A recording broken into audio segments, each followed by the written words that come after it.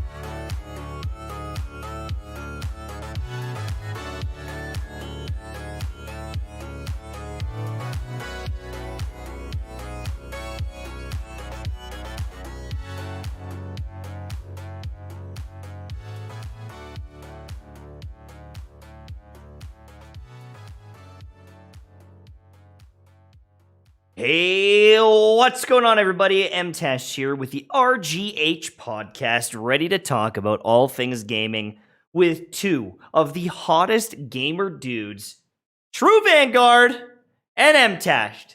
Yellow. Yeah, you're not one of the hottest gamer dudes, okay? Cacus? No, we got Cacus HD here. I'm just kidding. Wait, is he gonna cry?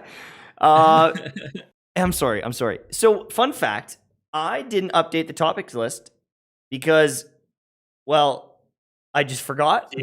but also, we need to add a couple on there because, we just kind of forgot about it. Void 3.0 happened, right? We didn't even talk about that. The Apex season, we didn't even think about it. Anyone in chat playing the new Apex season? That stuff's pretty cool. Let's start with Apex. I want to talk about Apex first. What? Look who's got a working light, fellas. Nice. I know. Look at that. Eddie got a nice background going on. My forehead. I'm gonna blind the viewers here with my forehead. Let me just turn this down a little bit. So let's do Apex Legends. We'll do the Destiny 2 Void 3.0 and just like the generals. I feel like they post news every day. There's a Vidoc. There's all sorts of stuff going out, right? Yeah, they're just blasting stuff out right now. So we can talk about all that. And then we can talk about the other stuff. Crazy news. Stuff. Yeah, if you want to start with Apex, that's fine. I played a bunch of the new seasons. So, boys, it's going to be a fun podcast. Okay. Opens a drink. It's just a little rattler. We got a whole 2.5%. Are they paying us for this? Are they paying us for this? Are they paying us for this promo or what? Stiegel Radlers are amazing. Stiegel, sponsor me, I swear to God. We don't need to. He's already shouting us out. I'll shell for you so hard. Stiegel Radlers are amazing. If you say so. You know what else is amazing? Apex Legends brought 9v9 control game mode to the game. You know, a lot of people are like, man, when are we going to get a good arena shooter made by Respawn? You know, everyone misses Titanfall, and rightfully so. Great franchise. But they brought this 9v9 control mode, and I played it a bunch today. It's super fun. You know, infinite respawns like in an arena shooter. You have to control the zones, push people back into their spawns, pin them back. But you get to play it. You can play any of the characters you want to play. It's got preset loadouts. You can use your supers, your ultimates, your tacticals, your passives. Everything is still in the game mode. So it's great for people who are like, I love playing Apex, but don't like the fact that I'm bad at battle royales. And I often lose the first fight I get into. At least now you got a place to go. You get right into the action. Your death doesn't really matter. Winning and losing, it doesn't matter. It's like pubs anyways. So you get to get into a lot of action. Use the guns. Use guns you don't typically use too. You know? Even if you're good, like Battle Royale is just inherently frustrating. Like you drop into the same house, you go to one box, and an enemy goes to another box. He's like purple armor and a R99. You get a pistol, they get like a purple gun off the start, and you're just like, well, like skill doesn't matter in this scenario. I just got unlucky. Yeah. That is, and when the battle, like the 3v3 mode that they released, I played it and I was like, see, I know I'm good at this game because I can choose the weapon and I know that where the shields spawn on the map and I can control the map and like I was dominating. I felt so good at the game and I was like, I'm not dying to random like terrible loot. I'm not landing in and there's like 50 teams that choose my spawn and it's like, okay, I can deal with this situation. I can use my abilities and I can outplay them. And it felt so much more competitive. Now they got 9v9 and it's just that, but escalated. More hectic, more stuff. Yeah. Lots of gunfights, multi-kills, like that feeling of like almost like the BR big battle with the arena respawning, the arena risk taking, because in BRs, if you want to play optimal, you got to play slow, or you got a third party other teams, yada yada yada. Like there's a lot of things with the BR game that plays very differently than an arena shooter when you can respawn and you can get that momentum going and map control. And so I'm very curious to see how popular this is long term. My friend, he actually plays like a lot of Apex and he takes breaks here and there. He helped me move a bed yesterday for my cousin.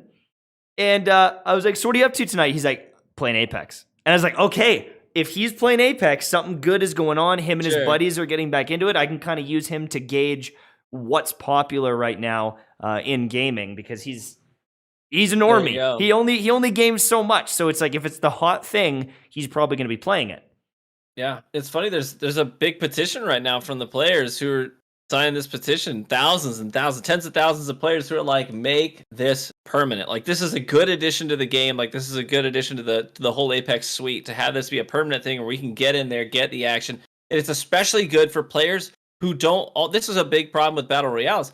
Sometimes it's off-putting to players who play alone. You know, right? They're like, I don't want to have to deal with queuing in solo, playing against teams, getting some trash tier teammates or people who are just putting their microphone next to their boombox, playing some trashy music I hate. You know what I mean? Yeah. It's like, hey, a solo play, you can load into the 9v9, and it doesn't matter if you win or lose. You're just in there. You're in the gunfights, and you don't have to deal with other people. It's great. So there's a big petition for that. Super sweet.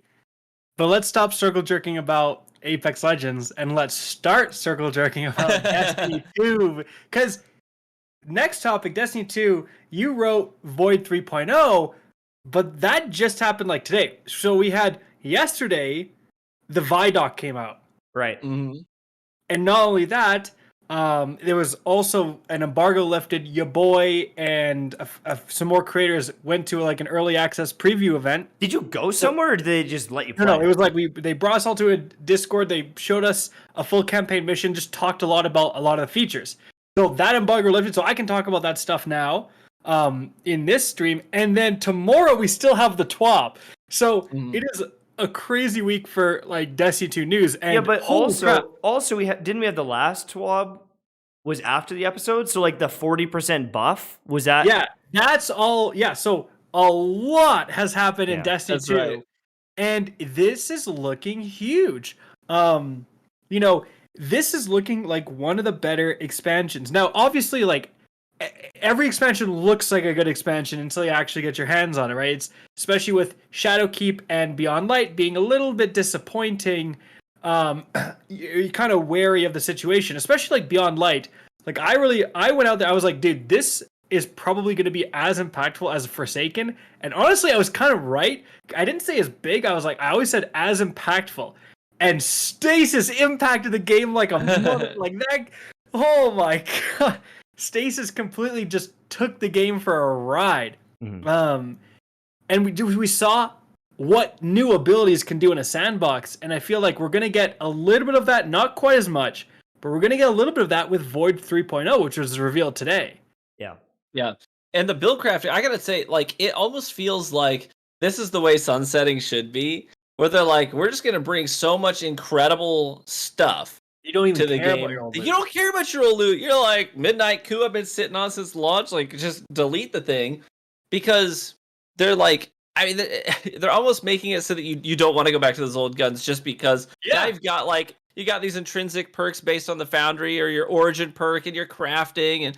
And in the guns, it's power creep, but it's power creep that's matching the power creep of your enemies. Like, it's like our foes are getting more challenging and adapting to our light, and now our light is now adapting to them. So the old stuff is like, just get rid of it. It's not going to be as helpful. Like, it had its moment, it had its time to shine, and you can remember it as it used to be. But this almost feels like Destiny 3 style stuff. Yeah, very innovative. The Heritage is still going to be a good ass shotgun, right? Like, it's still. But I feel what you're saying there. It's like, we said this. It's like, listen, you could have maybe got away with sunsetting if the Beyond Light weapons weren't stinky. 50 weapons? Like, they all sucked. It was like, hey, do you want a sidearm from Europa that can't even get Rampage? Like, I'm sure you're going to be thrilled about that. Like, no, dude, I'm losing the Recluse. I need Recluse level stuff to replace the Recluse. And it was like nothing even close, right? They like reissued like Vanguard strike weapons. I'm like, bro, I already had these a year ago. I know. And I'm getting the same gun with maybe a slightly different roll, but it's like, what is this? The only guns that were like even close to being on par with some of the stuff we lost was the Deepstone Crypt weapons and like recombination and reconstruction. You know, when you had 12 rounds in your Heritage, you were feeling pretty good, right? When you had 10 rounds in your Sniper Rifle, you're feeling pretty good. But that was it. That was really it. And for a lot of players who never play the raid because they're like newer players or more casual players, it's like, okay, yeah, you literally, I have a reissued Vanguard weapon and I have like this trash tier Europa weapon that doesn't have any good perks. Like, why am I excited about this? Okay, see, I'm still a noob. Why?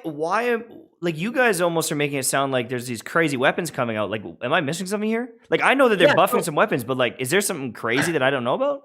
Yeah, so basically, again, you have the numbers, right? Like, they said there's like 47 new weapons coming in Witch Queen. Right. Witch Queen plus Season 16.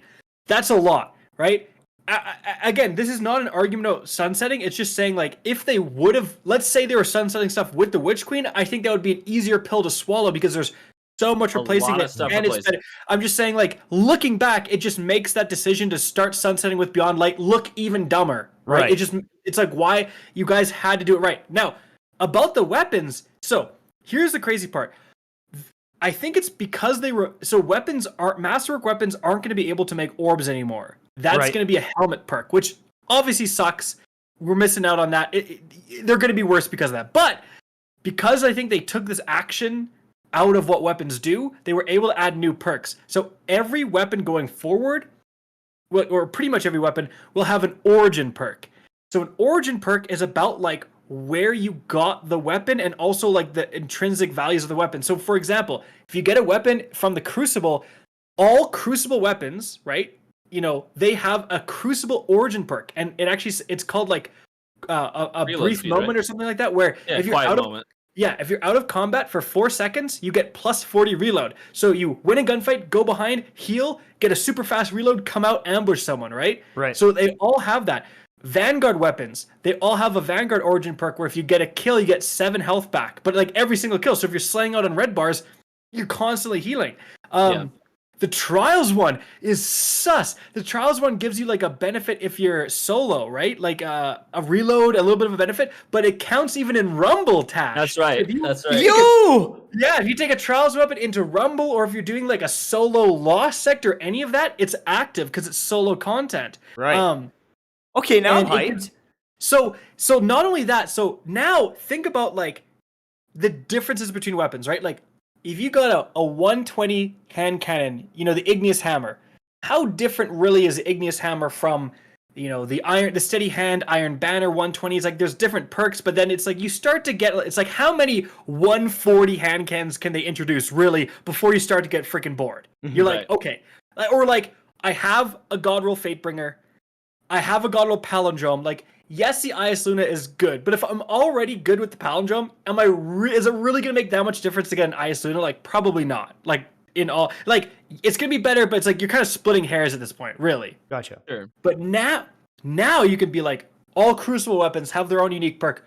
All Vanguard weapons, raid weapons. Actually, in the preview event, we saw there's a Season 16 exclusive Origin perk called like Land Tank, where it increases your resilience and I think damage resistance. So the Season 16, so the weapons that come in the seasons past have that exclusive perk. And then the next season, that's probably going to have a new Origin perk. So you have these sweet Origin perks that just make all these weapons so much more different. And you also have Foundry perks. So Suros weapons will always get like, I think it's like better stability or something like that. The Viced weapons, every Viced weapon has a chance to randomly refill its magazine on doing damage. So you just get to shoot longer. That's crazy. So, and Tash, like if you have a Viced weapon that drops from Crucible, it gets both Foundry perks. It gets a Viced Foundry perk and it gets the Crucible perk, and you can switch between them. And then like the Trials of Osiris weapons, they come with a Trials perk, the Trials Origin perk, and the Crucible Origin perk because they're technically like PvP Crucible weapons, and you can switch between them. Nightfall weapons get the Nightfall Origin perk and the Vanguard Origin perk. You can switch between them. Potentially, you could even have like 3 Origin perks if it was like a Haka Nightfall weapon. All 3 would apply.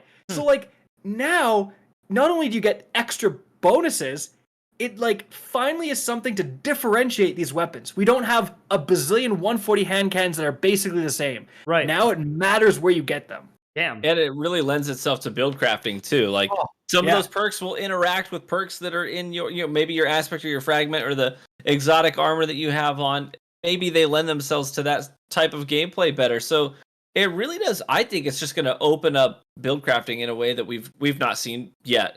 Especially now that the subclasses are going to follow the stasis aspect and fragment combination sort of vibe instead of being preset, which looks great. I gotta say, like, I've never been more excited for a Destiny expansion than I am this one, just because of how much I think it's going to really change the game.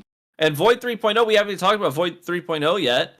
Dude, they added Oppressive Darkness. Do you remember, Tash, when you were playing Oppressive Darkness back in the day for like Guard of Salvation? It's like a grenade or something, right? Like if you threw your grenade, grenades would weaken, and you'd literally have like, hey Titan, can you put on an armamentarium so you can get your debuff? Yeah, that is a fragment. So it's any class now can put on a fragment that gives them Oppressive Darkness. Did you know how freaking good that is? Mm-hmm. Every single Void Grenade is gonna weaken. Oh my god! Right.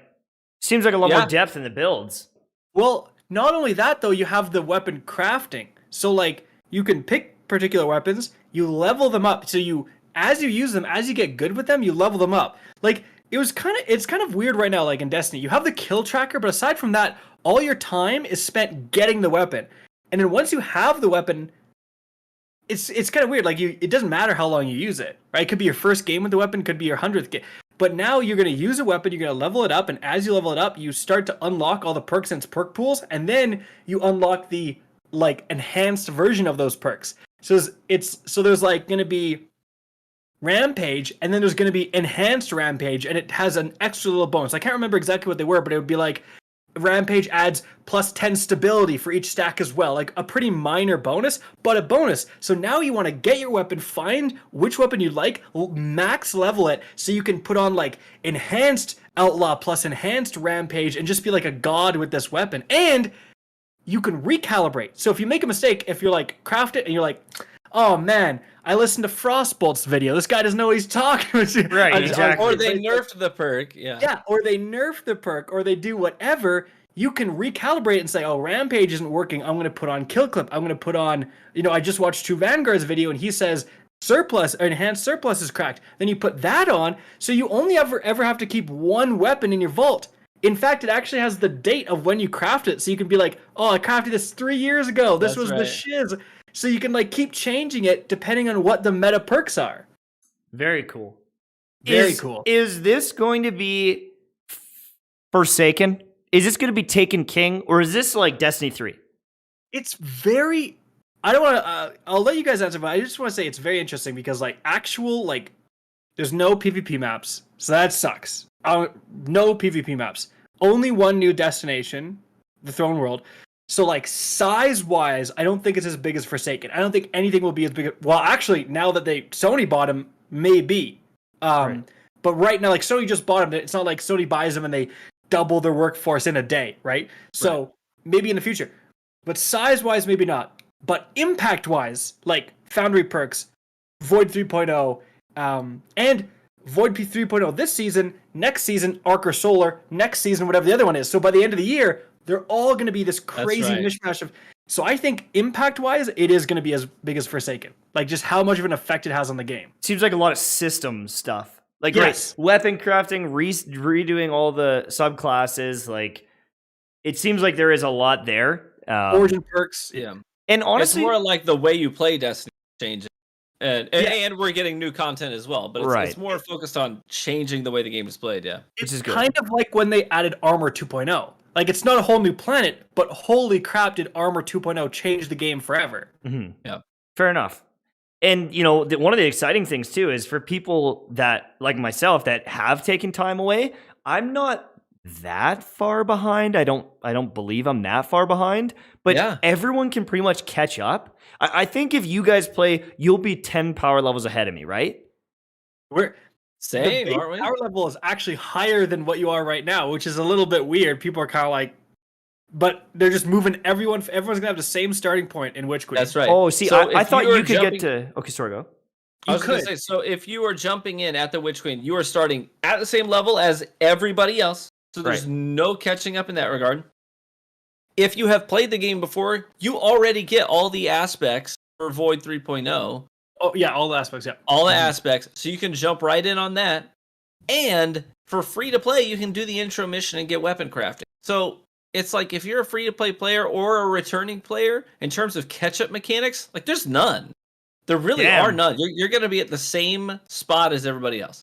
Which is exciting because like I've been gone for a year and I can't get up all those levels and like it would just be so much more effort to like even get ready for the raid. And it's like, oh, by the way, I have 400 more power levels that I got to catch up. Now, I think the power level grind is pretty quick. And like when the raid is, I think it's going to be pretty obtainable for a lot of different people to like get to that level. But knowing that I don't have to just like grind my ass off right now to be ready for the DLC is actually really appealing. No doubt. Yeah, and that's why they did that. Actually, some Destiny players got kind of mad at that. They're like, why have we been grinding? Why have we been... And I do feel that it's like, okay, the 10 light difference, especially if it was 10 light in the soft cap, would have made no difference. You know what I mean? Mm-hmm. It's like, they could have thrown the hardcore players a bone and given them a 10 light head start, and it would have made literally no difference. You know what I mean? Like, we're talking 2 Gambit games worth of difference. But I totally understand why they did it. It's because literally people like Tash, or the people that like come back for the big expansions and then fall off, they want them to be like on the same level. You don't have to worry about this crap. Oh, am I going to be? Nope. You're starting off at the same point, and then you could just hit the ground running. Really. Yeah. When more people are playing Destiny, everybody wins, especially the hardcore play. Literally, especially the hardcore players. The more players that are playing the game, if you're a Crucible player, guess what that means? Better quality connections in your matchmaking. Because when the pool is smaller, connections get worse. Because it's widening the parameters just to find you your match. And lobby balancing is better, too, when there are more players playing the game. And getting involved in, maybe you want to farm freaking blind well. Hey, guess what? When the player population is small, it's hard. But when the population is booming, no freaking problem. Like, everybody wins. Mm-hmm. So if there's anybody out there actually complaining, like actually upset about the fact that new players are going to be starting at the same point as us, honestly, you're basically saying I would prefer the game be less healthy and die sooner for my short-term benefit, which is just stupidity to me. Right. Damn. That's exciting. That's really good. Yeah, huge, completely changed, like really overhauling a lot of stuff. And now what tomorrow? What are they gonna say tomorrow? Are there more news? I Are they think hyping more? They said it's going to be a little bit of a smaller 12, probably just going over some balance changes and stuff like that. But, this is really big stuff. And I mean, and like, it just opens a lot of possibilities, right? Crafting opens up some really cool possibilities. Like, what can you do with crafting? Potentially, you could have like a recalibration station type of division type thing going on where you could like extract certain perks. Like, you just have this system that you can alter in the future to make better, right? Mm-hmm. And the void stuff, like, they added more stasis aspects after Beyond Light, right? Yeah. Or fragments, right? Mm-hmm. So what we're seeing right now, they could literally just add a new void. Like, think of how, like, in the old system, how would you add a new void ability? Like, you could, they did in the past, like they would, when they added Celestial Fire, but it had to replace something. It had to like take something out of the game and replace it with Celestial Fire, right? When they were trying to rebalance. Mm-hmm. But now they can just, hey, guys, we're adding a new aspect, a new ability for every single subclass in the game with this DLC.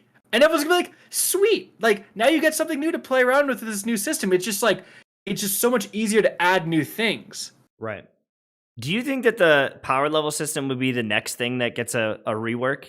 Because it's really interesting. It's really interesting because on the one hand, power leveling is super annoying, but on the other hand, like, you do get a sense of satisfaction when you see that number go up. Like, chasing that number, man, it is a huge part of video game. People don't want to admit it, but without it, if you just had no level, I think people would end up not liking it. I think you got to have because like you got to get that pinnacle that puts you up ahead, and you're so happy that I got the chess piece finally, like that dopamine hit. I think I would care if it mattered. Like, if I could beat the raid 10 minutes faster because my team is all yoked at 1360 or whatever, I think I would care. Like, if it legitimately gave me a damage bonus against PvE enemies, I think I would care more. But even now, it's like I'm the max level and I still get one banged by the snipers in the Nightfall. But that's like a whole other thing, But I just wonder if that's the next big system that gets overhauled. Maybe. Well, I think the good news is we might actually get some extra new players in Witch Queen because of so many people who are actively leaving the Battlefield franchise. Yeah. You see that we've got now a petition with over 100,000 signatures for people demanding automatic refunds on all platforms for Battlefield 2042. That's where we're at with 2042 right now. Which is on February 8th, it was at 30,000, and now it's at 100,000. In one day, it tripled. Yeah, at this point, it's just for the memes. Like, once it got picked up by like the media outlets, now, dude, I almost want to sign this. I don't even want my money back just for the memes. Like, let's see how high this thing could go. So I think that's a big part of it. It's just a big meme now, and it's like you're not getting your freaking money back. Like, EA is not going to give you your money back. No. So. No, well, they said they've got lawyers waiting, like, for it to hit a certain number of signatures and everything. Like the lawyers you see on like billboards, like, were you in a motorcycle accident? Call. That's right. Yo, did you cheated out of money by EA with the purchase of Battlefield 2042? You may be inclined to some money. Yeah, exactly. It's like I was cheated out of it. I played 40 hours and I wasn't happy. In fact, I was. Yeah, it really is too bad. I think this is just a reaction to like the news that you're not getting any new content really until the summer. Yeah. Mm-hmm. Well, they delayed the DLC, right? Because it was supposed to be in March. Season 1. Yeah, March. Yeah. Delayed till summer. So March. Well, it's funny. April, May, June, It's like the two evil heads of the gaming community where they're like, the game you release is dog crap. You should have delayed it a little bit and released a better product. And they're like, fine, we're going to delay our first season. They're like, you're delaying content? Yeah. It's like, you're darned if you do and darned if you don't. And, right now they're just playing catch. They're so far behind. Yeah. That they're just playing catch up. And it just goes to show, like, launch a broken product and it's going to be a hard uphill battle to get back in people's good graces. And Oh, they 100%. botched it so hard. I've given up on 2042. As much as I actually like the game, I think it's dead in the water. I don't see it making a meaningful comeback. I really don't. No. Because Battlefield 4 made a meaningful comeback, but it was never as bad as what you're seeing right now in 2042. That's such a shame too, because I think all of us were excited about it. We're like, oh, I see all this potential here. And it's just not there. And like, you know, Halo's not doing great. It's like all these games keep launching and just half-assing it. And it just feels like gamers keep giving them the money. They keep getting away with it. And they just keep putting out those products and getting paid no matter what the quality is. And I mean, I guess Battlefield, because it is kind of like it is different than Call of Duty in a lot of senses, and it is very different than a Destiny shooter or a Halo shooter. Is like maybe there always is that market, but at the same time, can Respawn come in and do it better? And then everyone goes, all right, we're gonna play this instead. Because didn't they say that Respawn's working on like a couple new shooters or something like that? Like they're working on one new Star Wars shooter for sure. Right? They've got a Star Wars shooter and a Star Wars Jedi game as well. But how do we know that this Star Wars shooter isn't the next big battle game? Like we don't like a Battlefield sized game. I guess they've done Battlefront, but I don't know. That game had its issues too. Oh yeah, dude. And then when they made it a good game, and everyone was like, "Oh my goodness, I love Star Wars Battlefront," they're like, "All right, pull the plug." Yeah, like we're done here. Yeah, that's right for sure. Cyberpunk versus Battlefield, which did better or worse? Cyberpunk could get away with it because Cyberpunk's a different game. Like, Cyberpunk doesn't require you to have a lobby full of 60 plus players in order to have a good experience. You know what I mean? Like, so for Cyberpunk to make a comeback is a lot less of an uphill battle because Battlefield not only has to improve the quality of their game, they also have to win back the favor of enough people to have enough people playing concurrently, right, to have the game run well. It doesn't matter how good the game is if you're waiting in a queue for 20 minutes and playing against people in different countries with terrible connections to the server you're playing on, your game experience is ruined because of it. Cyberpunk doesn't have that problem. They fix the game and they earn you back. You're gonna play through the game just you by yourself and love it so much that you're like telling your bros like, hey guys, you should Cyberpunk's only $30 this week. You should pick it up. Like I just got a playthrough in. Oh my gosh, dude, I had so much fun. It's almost like a sus take. Someone's like, you have to blame the fan base for the crappy games the devs bring out. The devs try to please the fan base instead of caring for their game. Is this guy a dev? Because like the fan bases are the people who are gonna buy your damn game. Like if you're not pleasing your fan base, you shouldn't be making games. Like the thing is, what does a Battlefield fan base want? A Battlefield game. Like a working Battlefield game. Like that the thing was a lot of the issues, a lot of why people left is like, man, you couldn't even get into a game. Like Breakthrough, I know you probably experienced this, TV. Breakthrough, like it would just like load in and it wouldn't let you spawn. Yeah, and you just had literally unplayable game breaking glitches. Literally unplayable. So it's like, okay, how am I supposed to enjoy this game? I can't even spawn into the game. That is also a really good point with like, if there's no one playing, then the game state is ruined. If you can't find a game, if it's laggy because there's no people, like you can't matter fix how that. much work you did on the game.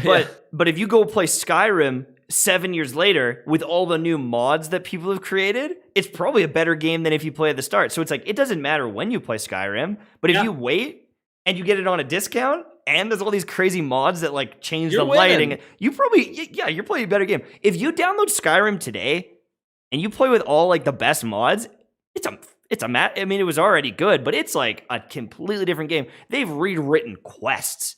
They've rewritten the storyline. You can play that. People have remade entire games in the Skyrim engine, and you like wake up on a boat. Have you seen that thing? You wake up on a boat, and it's like a whole different game, and they use the entire Skyrim engine. It's a completely different RPG that they made in Skyrim. That's how crazy the mods are, and it's got like a storyline. They got voice actors, so. You know, I guess where I'm going to this is like, who's to say that they don't mod Cyberpunk as well down the road? You wait 2 or 3 years and all of a sudden Cyberpunk is that game that everyone hoped it would be. It is that optimal experience, and it doesn't matter when you play it. You're gonna have a good time as a consumer. You bought the game. Whereas a multiplayer game, if it goes through a drought, it's dead. It's gone. Yeah. So, the same guy said, I agree, but they're pressured to make the game release on time for the fan base. Dude, fan base was the people saying delay the game. The fan base played the beta, and every single Battlefield YouTuber, the entire Battlefield Reddit, every single person. I don't know where this guy's getting his info from. If you ever visited Twitter, my guy, no offense, but that is not what happened. The fans were the ones who said, guys, please delay this game. And EA was like, we gotta make the Christmas launch window. That's right. You could do the Christmas window. It's someone's gonna go slap the people who are so worried about this Christmas window. But there's already 25 games releasing for this freaking window, and all these kids want is more V-Bucks anyways, so they're not gonna buy your stupid game if it's not good. Well, and also, is it Christmas right now? I have just one quick question. Is it Christmas right now? No, exactly. Is it Christmas today? No, I see where you're going with this. There's 500,000 people playing Lost Ark right now on Steam. 500,000 people. There's 1.2 million people watching it on Twitch yesterday. It's huge. A million pre-orders already. A million pre-orders already for Witch Queen, and that's just going to increase. It's probably going to be 1.3, 1.5, 2, I don't even know by the time it comes out. And one of the most anticipated games of all time, Elden Ring, is releasing the next day. Or whatever. Yeah. So it's Horizon Forbidden West is coming, right? Too. Think about this. Do you think Elden Ring is not going to sell well? Elden Ring is going to make millions of dollars. It's going to outsell the crap out of Battlefield 2042 in 24 hours. Exactly. So they're all obsessed with this Christmas window because someone 20 years ago, some boomer CEO. Yeah, that's right. The boomer board members. Well, yeah. And now when we were on the N64 and my mom was buying me games and I was like, please buy me Zelda Ocarina of Time. Please buy that for Christmas. I have the credit card now, baby. All the gamers grew up. I can buy a game in March. Right. I can buy it in June. And I'll tell you what, I can buy a game in September. So that's right. Launch it when it's ready and I'll buy the game. And if you launch it early and it sucks, I'm gone. I'm never coming back. Because you're basically saying that you have to... the thing is, Destiny pulled it off twice in a row, actually, which is unlikely, where they launched an underwhelming product and then they redeemed themselves. Thank goodness, right? Mm-hmm. But please don't make a habit out of it, though, guys. Please don't. Please, for God's sakes, Bungie, we're done. Destiny 3, I swear to God, if it doesn't have random rolls. But my point is, that doesn't happen very often. And because that happened for Destiny... Tash, you made this point where it's dude, people still have a stigma of Destiny being a dead game. If I go on TikTok, people are roasting. They're there's so many sketches where it's wow, Bungie or Sony bought Halo. It's wait, Bungie doesn't own Halo? Well, they bought Destiny 2? Are you serious? And it's dude, Destiny 2 has more players than Halo right now. Relax. You know what exactly, I mean? It does, yeah. Relax. People just don't know, though. People still have the stigma of it being a completely dead game because it was a little bit of a dead game for a certain stretch. So, think of how many millions of people don't play Destiny 2 because they literally just think it's dead. All they've heard about is that it's dead. So, you're never going to recover a lot of those players. So, it's just such a... And so, you're telling me Battlefield is going to have to launch terribly, get nothing but bad press. They release... Let's say Season 1 is actually a banger, right? Season 1 slaps. But it comes out in, let's say, hypothetically, July. You're telling me, hey, Rick, don't play more Destiny, because there's probably going to be a new season coming out, right? Don't play more Destiny. Don't play Elden Ring. Don't play any other game. Play Battlefield Season 1, the game that you've heard nothing but bad things about. That's a hard ask. My guy, do you want to know what the Steam numbers are right now for Battlefield? Oh, I don't. But okay, I do. Listen to this. Battlefield 1, right? Battlefield 1, 3,267. Battlefield 4, 1,483. Okay. Battlefield 5, 6,777. Yep. Battlefield 2042 is only at 2,965. It is below Battlefield 1 and Battlefield 5. That is crazy. That is terrible. That'd be like if Destiny 2 player count right now was less than the Destiny 1 beta. Right? Than the beta for D1. How is that even possible? And if you look at the 30-day average, like it's not just one day. If you look at the 30-day average, Battlefield 2042 only has 400 players more than Battlefield 1, but it has less than half of what Battlefield 5 had. That is shocking. That is shocking to me. So, you know, and how do you recover from that? You have no player base. People are playing the old games. Like, you have to convince people to come back because trust us, season 1 is good now. And even if it is, that's such a hard ask. Like, stop playing Elden Ring. Stop playing Destiny. Stop playing whatever. Come back and play Battlefield 2042. Trust us, baby. It's good now. Like, bruh. I mean, Genshin's getting a new region, like a new region in that, like around in that time as well. Warzone, Apex, all the free games too. Oh, and Warframe. Warframe's getting a big update too. I mean, I know that that's like not as popular maybe, but like there are a lot of games that are lots of updates. There's lots of choices. Competition is fierce in gaming, and if you botch it, GG. It's kind of. Do you want to buy a dead game that hasn't recovered, or do you want to even buy? You could even buy a game that was dead and totally recovered. You got like No Man's Sky right now is half off. And going on Switch. No Man's Sky, it's going on Switch now. It's going onto the Switch. It's half off right now, and that game is freaking dope. I have put 30 hours into that game in the last 2 weeks. Mm-hmm. It's fun. I'm hooked. It's super fun. Dude, and so it's like you mess up. It's really hard to claw your way back. It's possible. Again, Destiny did it twice, but it's really difficult. Speaking of how do you claw your way back, can you imagine that one day you check your email or you try to go live and you get this message that says that your account has been completely banned. You lose your channel name, you lose your community, you lose your ability to reach out to your community, you lose all of this stuff, and you're like, what did I do? I must have done something totally egregious. And they're like, your name sounds like innuendo. Yeah, so TV, go ahead and explain the story. This is Twitch, as always, being Twitch. So there's this streamer that plays League of Legends, right?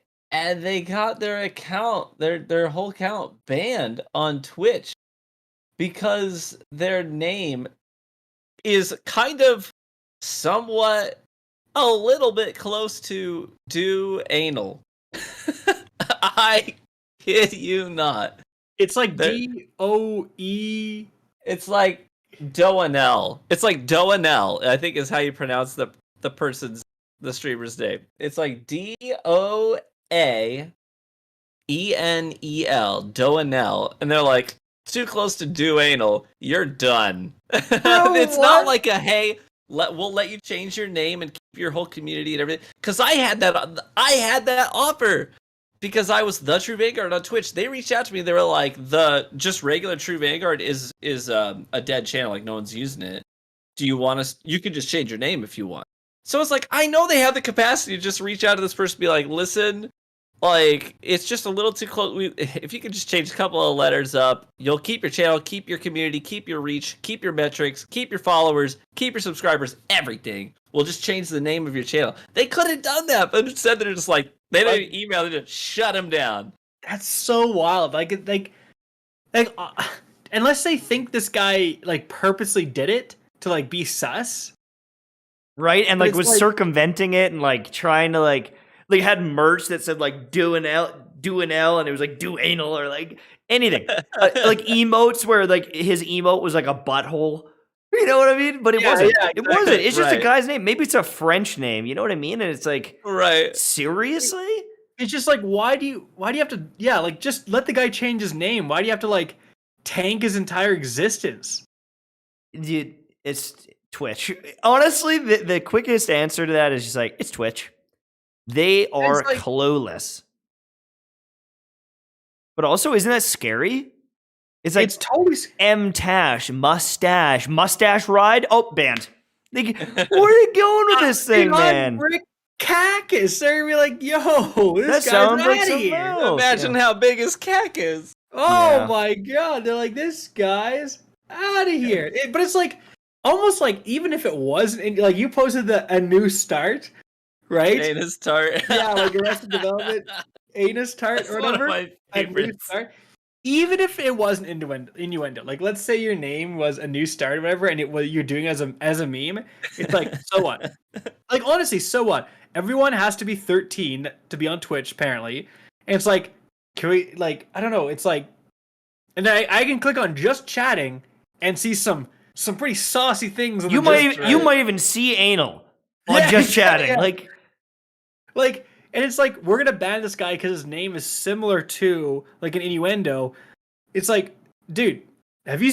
But I don't know. It's like that's inappropriate for the youth. There's people's names that's like streams. There's like streamers that are like Pussy Crusher 99. You know what I mean? Like there's like I guarantee there's way more egregious, like legitimate egregious usernames that are not banned. They're in my chat all the time.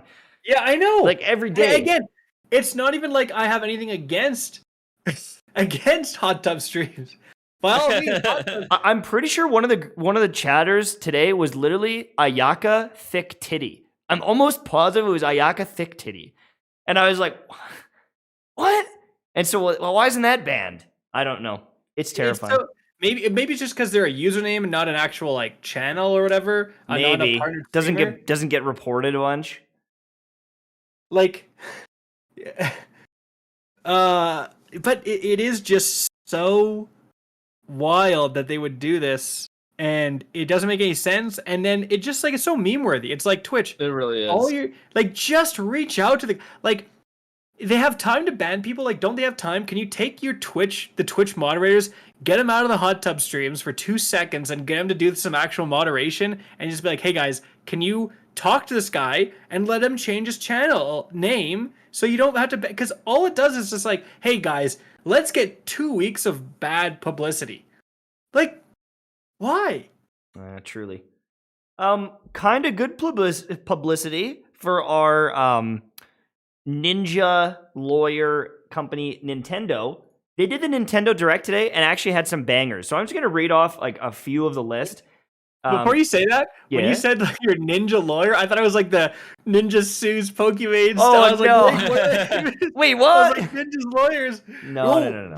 Well, apparently his wife stepped down as his manager or something like that. She's not going to manage him anymore. She did an article about like life after being the manager, and like she's doing her own brand and working on her own stuff. I think she still is doing it, but like they have talked about moving on. I mean, that's tough having your wife managing you, and like you're gonna take a lot of stuff personally. Obviously, you have to. Right, you have to. It's your husband. No doubt about it. Like, I mean, maybe he sat down and is like, "You flew off the handle here. You made me look bad because you got emotional because someone attacked me." You know, that probably is part of it. And then now Ninja's getting absolutely roasted. It's just like, my wife is the opposite. That was a whole different crazy drama that we covered last week. But you just said right. you said the ninja lawyer situation. I was like, oh, where are we going? Yeah, where are we going with this?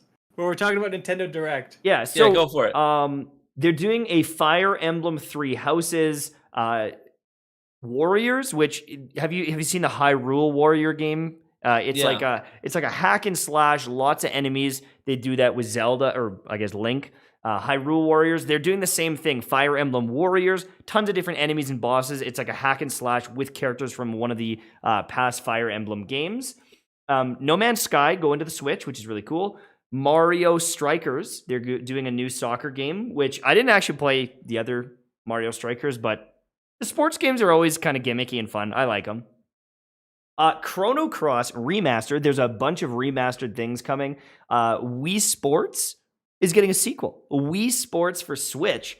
So that's going to be pretty interesting. I think you just use the little nunchuck thing, and you can actually use that as your baton. My in-laws will be like, Yeah, I swear. Well, that was I don't know what it is popular about games. About Wii Sports that really hit the like older folks. You know what I mean? I don't know what they eat that up. Getting their yoga and bowling in, like, it's perfect. That's right. Right? Xenoblade is getting number 3 coming to the Nintendo Switch in September. Earthbound is being added to the Nintendo Switch. Earthbound, I bought that game for $20 at the movie store when it was closing down.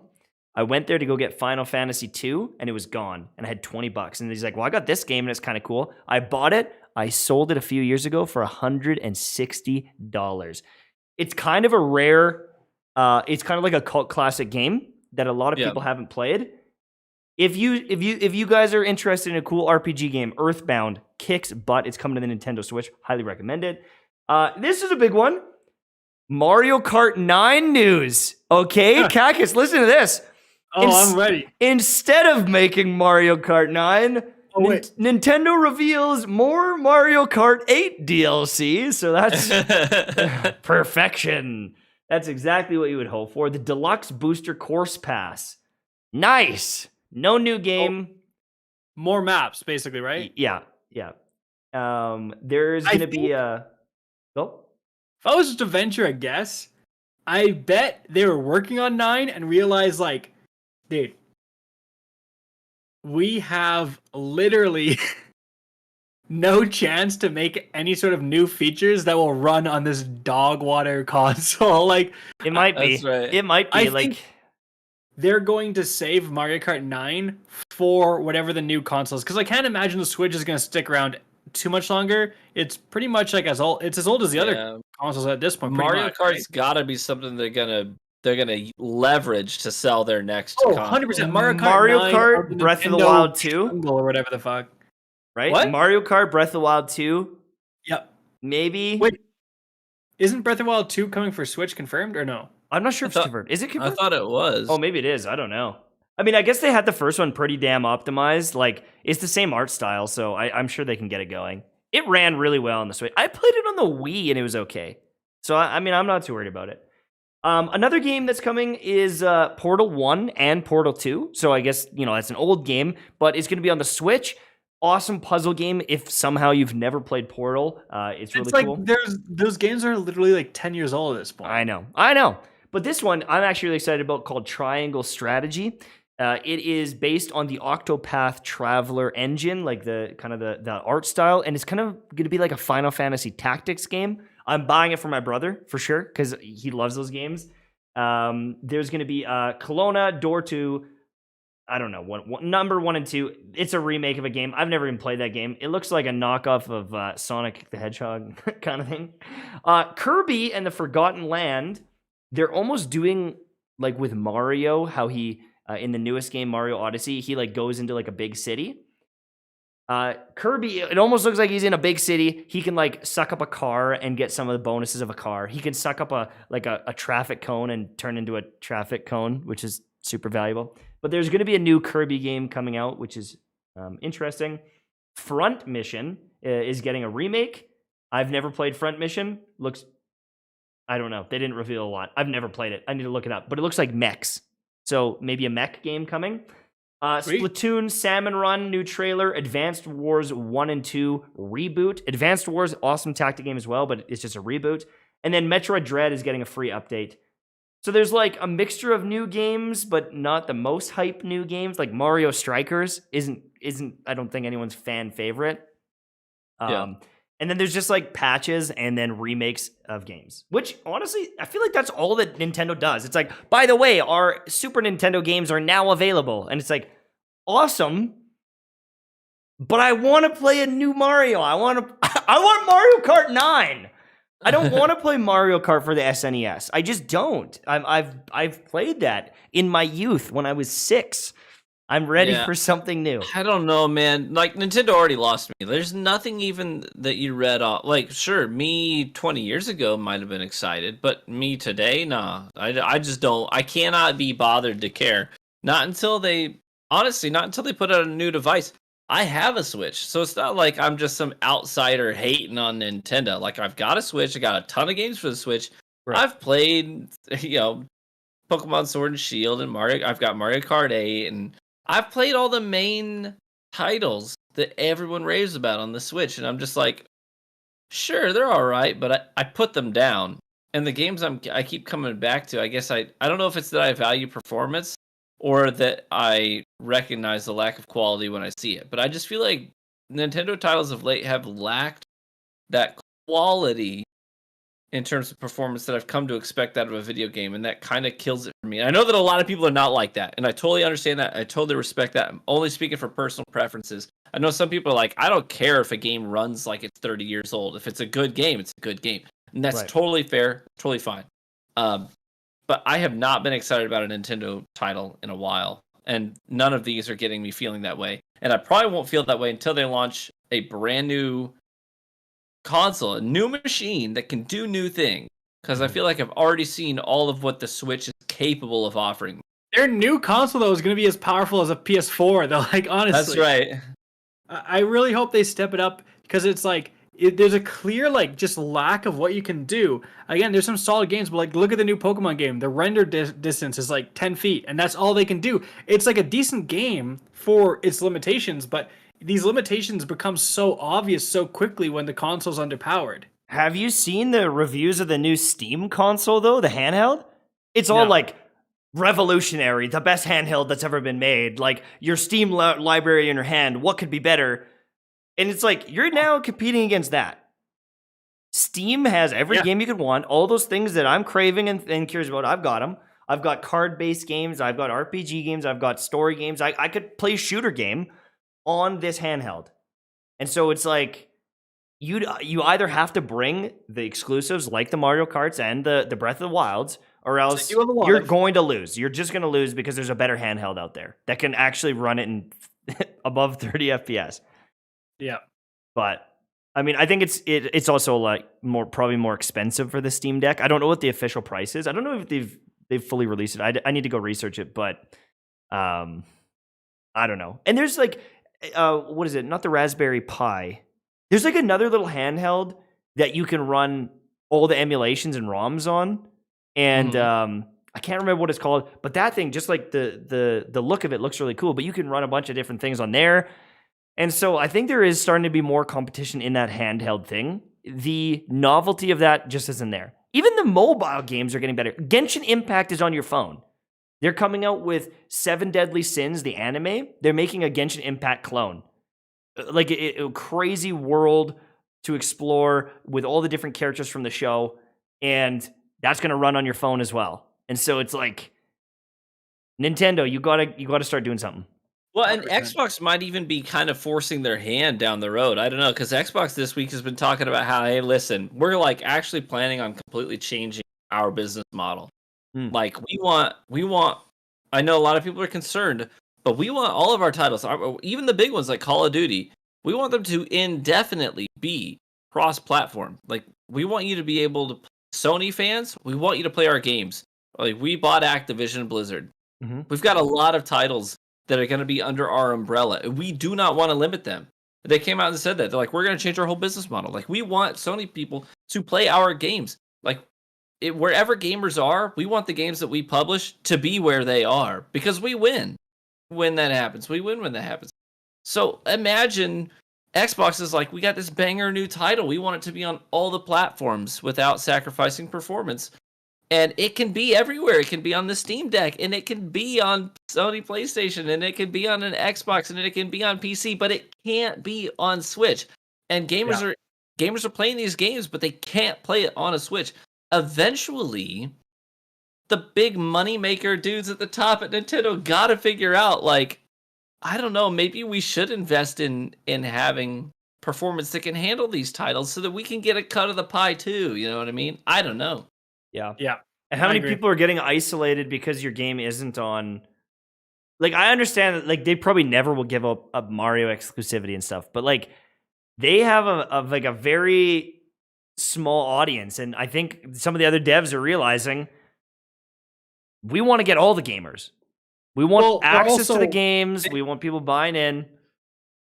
They also copy strike their audience and shut down the tournaments every time their audience tries to do tournaments and stuff. Like, it's self-inflicted, a lot of it. No doubt. But all right, guys, we're gonna those are the main topics.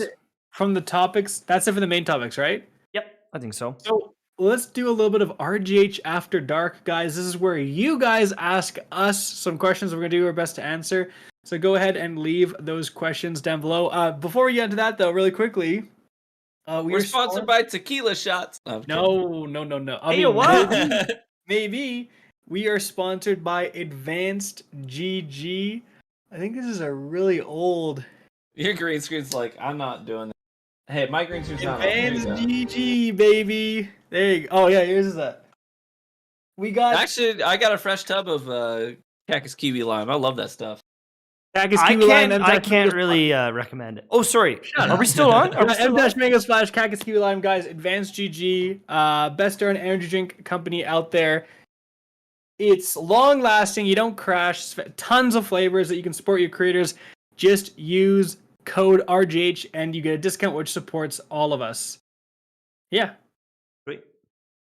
Any questions or cool comments in chat? I would love to read them. Any of you play Lost Ark or Sifu or I don't know what's. I never heard of it until it came out and I saw these reviews on Sifu. It's like a martial arts game. It looked pretty good. So no to both. I just don't like. I know Lost Ark would take too much of my time. I still got some prep to do, so I can't be playing that. I played 3 hours of Lost Ark and I was like, I can't get into this. Not because the game is bad, because it's like, oh my god, am I gonna grind up to level 50 and make like alts and get my levels up and do the raid and find a raid team and learn the raid? Like, it's just so much. It's just so much, and I'm sure it'll be great. But then we got to be honest here. We're content creators. If I'm gonna be spending that many freaking hours playing a game, I need to be able to make content, or else my other stuff is gonna fall off. I mean, my channel is going to die because I don't have any videos being posted.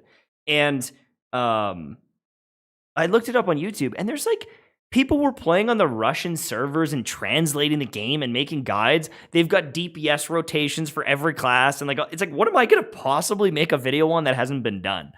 It just doesn't make sense. It's like a 2 or 3 year old game that it looks cool, but also I've played Path of Exile. I've played Diablo. And it felt very similar or worse in some cases. I'm going to be honest with you. I was moving around fighting stuff, and I was like, this doesn't feel that great to play. It's not that revolutionary. I'm not going to waste my time playing this to get to the end game if I'm not having fun right now. Yeah, I think so. Yeah, I don't think we're playing too many new games right now just because there's so many big things releasing soon. That's right. It's sort of like right on the horizon. But like I said, I do have like... That's one of the biggest things as a content creator, like Mike was talking about. I actually have scheduled me gaming time. Me gaming time that's not for content. I'm not recording any gameplay. It's just for me. And I fully understand that I'm losing money when I do that. And that's sort of something you have to come to terms with. But in that time for me right now, I'm playing it. I'm really liking No Man's Sky right now. After all the updates. Because I played it on launch day, played it for 15 minutes, and I turned it off, and I never turned it back on a single time until 2 weeks ago after all these changes updates have happened. And now the game's actually... So I'm doing that, and the next game that's going to occupy my me time is going to be Horizon Forbidden West.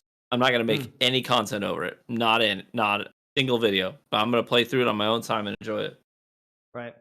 Did you think Aliens or Prometheus when you saw the first few seconds of the last Vidoc? Yeah, the ship does kind of look like the ship from Alien, like the actual Alien Promethean ship from Alien, the like semicircle thing. Oh, sure, yeah.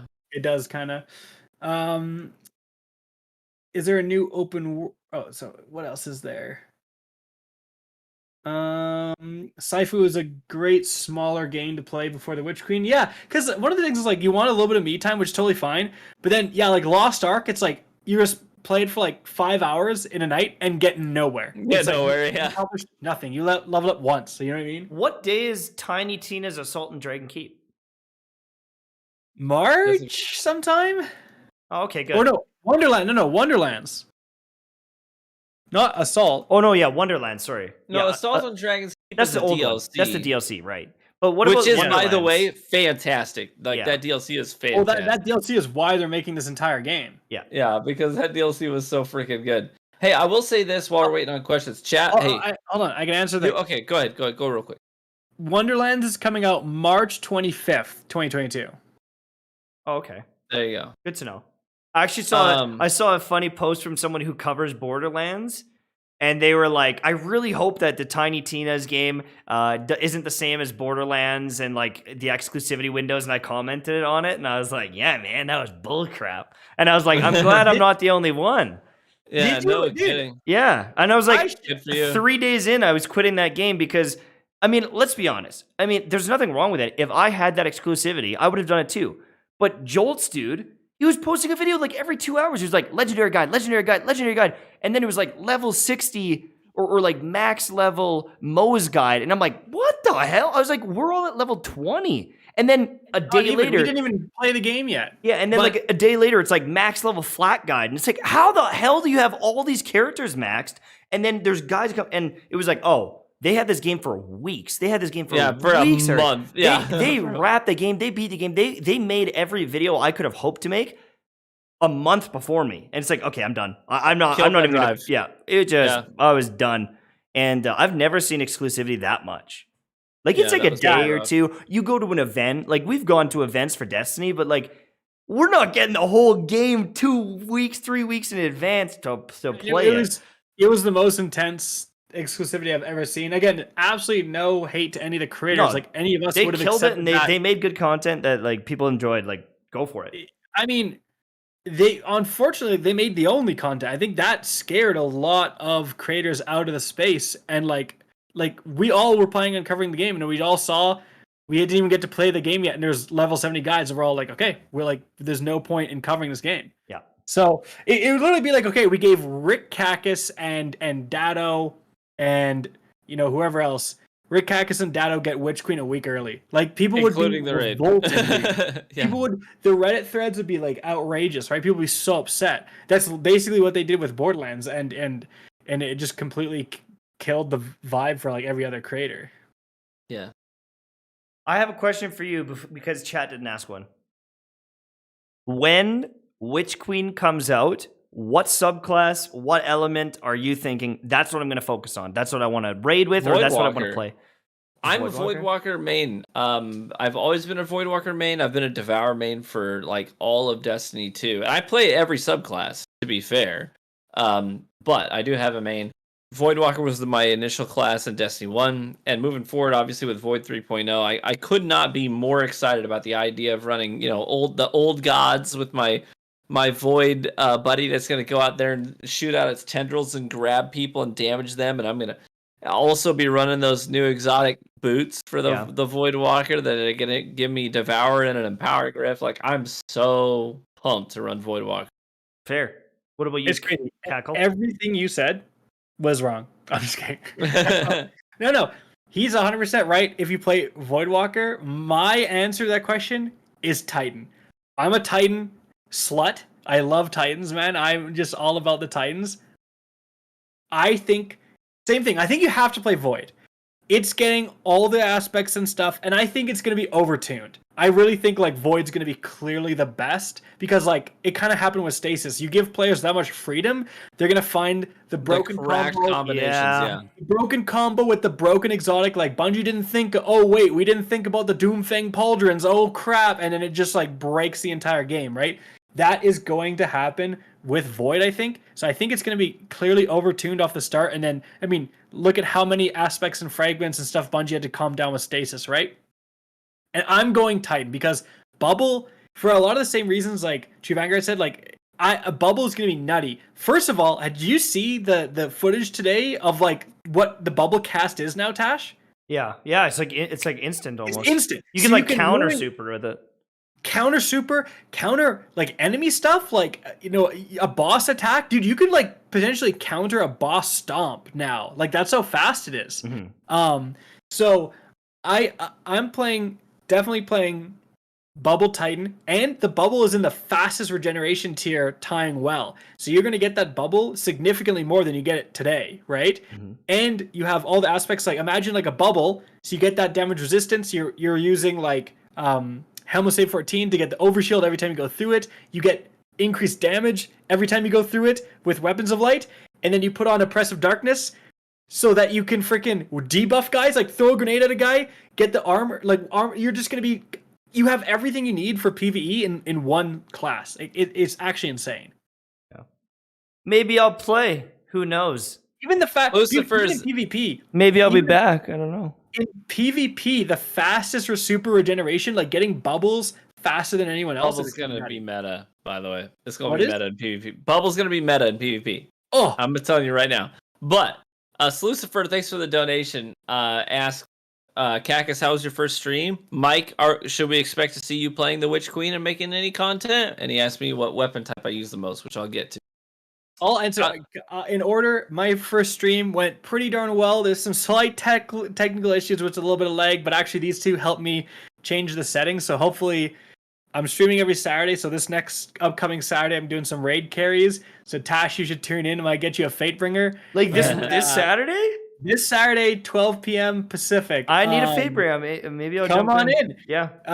But yeah, it went pretty well. The community seemed to be super receptive, especially since I forgot to install Nightbot. I gotta do that. So like it was like 1,500 people, no Nightbot, no moderation, and it didn't get toxic. Like I was thinking back, I was like, dude, most other if I was a PvP You're streamer on Twitch, I'd be canceled. You know what I mean? There'd be like all the like bad actors would be spamming like terrible things in the chat, all this, but it was 99% positive. It was unreal. Good. So it was fun. That's sweet. I'm thinking about playing. I feel like I'm getting lured back in, but at the same time, I feel like I haven't played in so long that I genuinely miss the game. And also, if I have to spend one more day playing Genshin and that's the only thing I do, I just don't know if I can handle it much longer. There's nothing to do, and I miss the grind. But we'll see. Maybe I'll play RuneScape. I don't know. No guarantees. No guarantees. To answer my portion of the question, the weapon type I use the most is sidearms. I have the most final blows with sidearms in my Crucible career. I'm approaching 100,000 kills specifically with sidearms. Out of I have like 600,000 life final blows in PvP. I'm actually Christ. in the top 20. I'm in the top 20 players across all platforms for total kills in PvP in Destiny 2. Get a life, dude. Or wait, maybe you're just killing so fast. That is my life, bro. That is my life. You're kayaking in the morning. Like you don't have time to kill. You're shirtless with your coffee in the kayak. Like what? That's right, baby. I live the dream. I can't wait for spring so I can get back in that yak. Man, I miss being in my kayak in the mornings. Yeah, bro. I guess it's been winter. Like you can't be in the kayak in the winter. I can be in the kayak, but I ain't going anywhere on the ice. That's Yeah, exactly. Yeah. True. All right. Well, I think chat. Next week we're gonna try and have a banger episode next week. Like we're gonna be promoting it on our channels. Like we just really want to see. Like we totally recognize we've been a little lazy lately. Like we just show up, we hit go live, and we bang through our topics. We haven't been promoting it on our channels. We haven't been pushing it on Twitter. I haven't been publishing any shorts on my channel talking about the podcast. And we recognize that. We do say thank you so much to our regulars who tune in every single week and support the channel. You guys are freaking rock stars. But if you could do us a favor, if you enjoy the show, and you like being here, talk about it. Tell somebody. Get somebody here next week. We're going to try and just have a banger episode next week. Is that okay? Can we just have like a freaking killer episode next week? 2,000. We can't handle having a fourth dead channel among us. For God's sakes, my channel's dead. Tash's channel's dead. True Vanguard's channel's dead. Now the podcast channel's dead. We got to revive something, so we're going to revive this podcast. Alrighty. Perfect. Next week, Wednesday, February 16th at 9 p.m. Eastern Time, the Real Gamer Hour is going to be real full of gamers. Can't wait to see you there. Thank you so much for watching. I'm MTashed. I'm Kakas HD. I'm True Vanguard. And this was the RGH podcast.